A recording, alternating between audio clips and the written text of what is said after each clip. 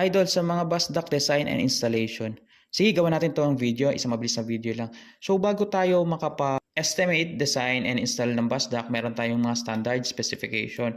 So ito yung mga need natin consider para makapag-estimate. So meron tayong system configuration, IP rating, voltage rating, frequency, current rating, conductors.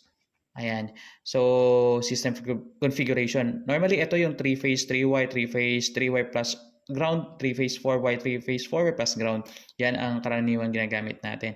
So, sa IP rating naman, ito ay IP54 to IP66. So, normally, umaabot to ng 67, 68, 69. So, depende ito sa brand ng bus duct. So, ito ay protection. Yung first natin na digit, ito ay protection sa solid.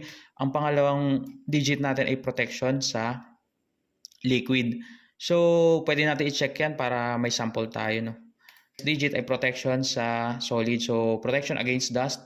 Yung 0, no protection. 1 is protection against large foreign object. Number 2, protection against medium foreign object. Number 3 is protection against small foreign object. Number 4 is protection against grain shape.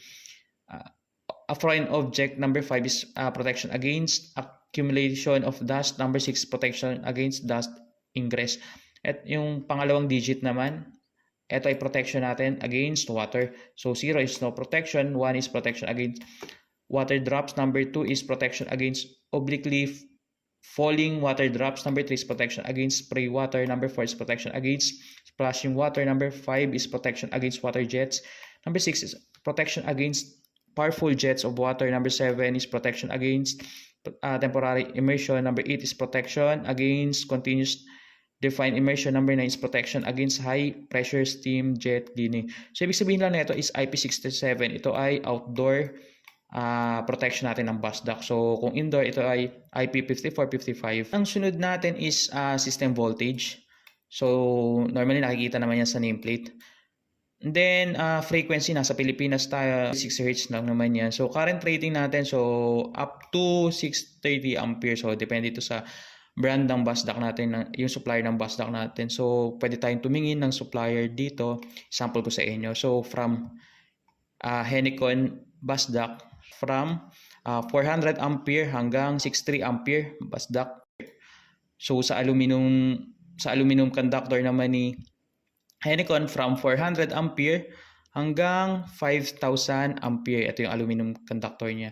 Pagdating naman kay XLV, so XLV bus duct naman, sa copper bus duct niya, meron tayong 400 ampere hanggang 63 ampere bus duct. So sa aluminum niya naman, meron tayong 100 ampere bus duct hanggang 4,000 ampere bus duct. So yan. So, sa conductors naman, either copper and aluminum lang naman yan. So, kung nagustuhan mo ang mga ganitong content at videos tungkol sa electrical works, huwag kalimutan mag-follow, i-like, i-share at mag-subscribe para sa mas marami pang kuryenteng kaalaman. Hanggang sa susunod, stay safe and stay powered.